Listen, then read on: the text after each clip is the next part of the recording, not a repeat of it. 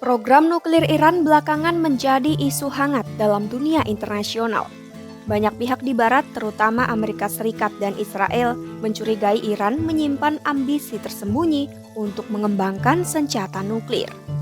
Meski Iran membantah pernah ingin membuat bom atom, Teheran disebut-sebut terus memperluas pengayaan uraniumnya. Program nuklir Iran tak terpusat di satu titik, melainkan tersebar di sejumlah lokasi. Beberapa situs nuklir Iran bahkan dibangun secara rahasia dan terletak di lokasi yang sulit dijangkau, termasuk di bawah tanah atau di balik pegunungan. Di mana saja lokasi fasilitas nuklir Iran? Simak selengkapnya dalam video berikut.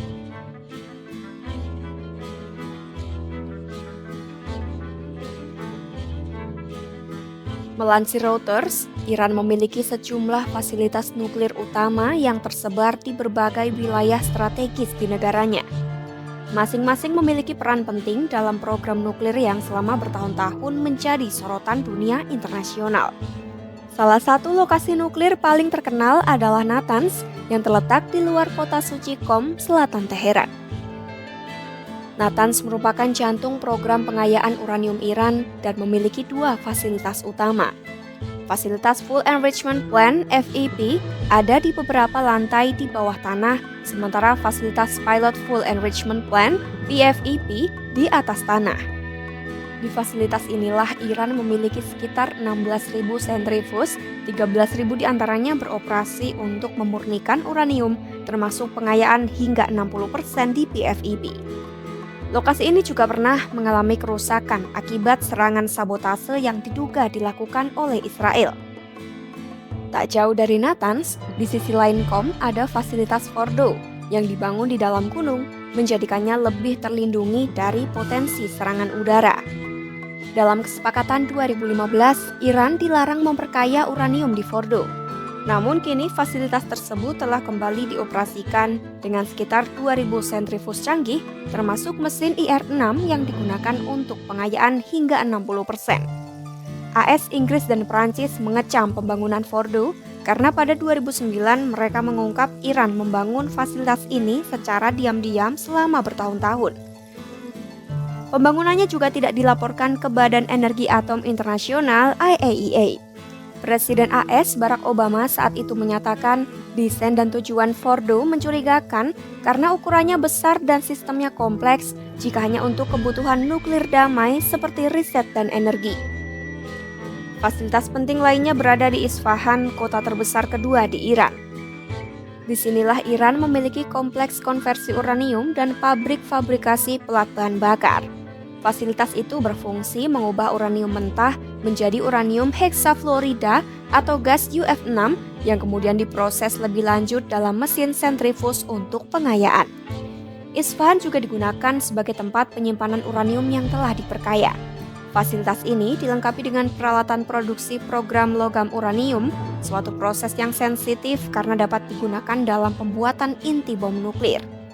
IAEA bahkan menyatakan ada mesin pembuat komponen sentrifuge di lokasi ini dan pada 2022 mereka mengidentifikasi sebuah bagian dari kompleks tersebut sebagai lokasi baru.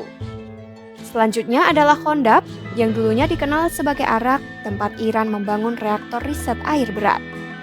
Reaktor jenis ini berpotensi menghasilkan plutonium, bahan baku alternatif bagi senjata nuklir. Berdasarkan kesepakatan 2015, inti lama reaktor dihancurkan dan diganti untuk mencegah produksi plutonium tingkat senjata. Namun Iran berencana mengoperasikan kembali reaktor versi baru ini pada 2026 meski dengan desain yang diklaim lebih aman dari segi proliferasi. Kemudian Iran juga memiliki pembangkit listrik tenaga nuklir di Bushehr yang menggunakan bahan bakar dari Rusia. Karena bahan bakar nuklir tersebut diambil kembali oleh Rusia setelah digunakan, fasilitas ini dinilai relatif aman dari risiko proliferasi.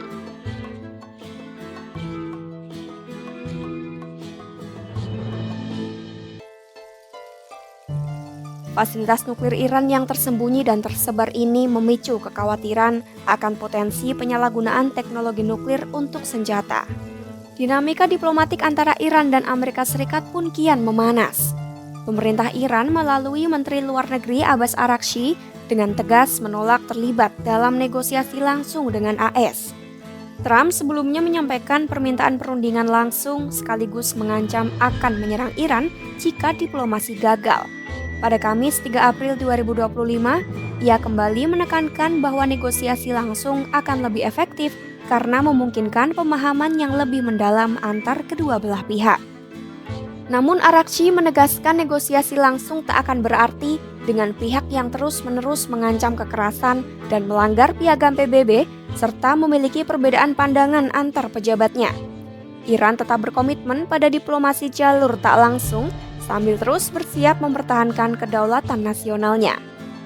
Pernyataan ini semakin diperkuat oleh Presiden Iran Masoud Pezeshkian yang menyatakan kesiapan untuk dialog dengan posisi setara seraya mempertanyakan ketulusan AS yang mengancam jika ingin berunding.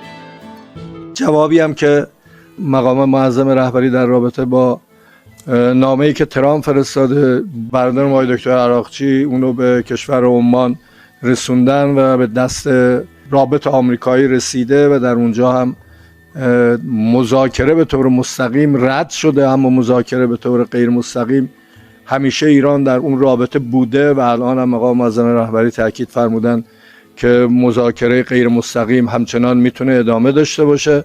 ما از مذاکره نه تنها پرهیز نمی کنیم بلکه اون بدعهدی هاست که برای ما مشکل ایجاد کرده تا کنون باید ثابت بکنن که میتونن اعتماد رو در رابطه با تصمیمات ایجاد بکنن که امیدوارم اینم شکل بگیره. Itulah 5 lokasi fasilitas nuklir Iran yang tersebar di titik-titik strategis. Keberadaan fasilitas nuklir itu menjadi bukti betapa kompleks dan tersebarnya program nuklir di negara tersebut. Tinggalkan pendapatmu di kolom komentar. Jangan lupa simak terus informasi-informasi menarik lainnya hanya di kanal YouTube Kompas.com.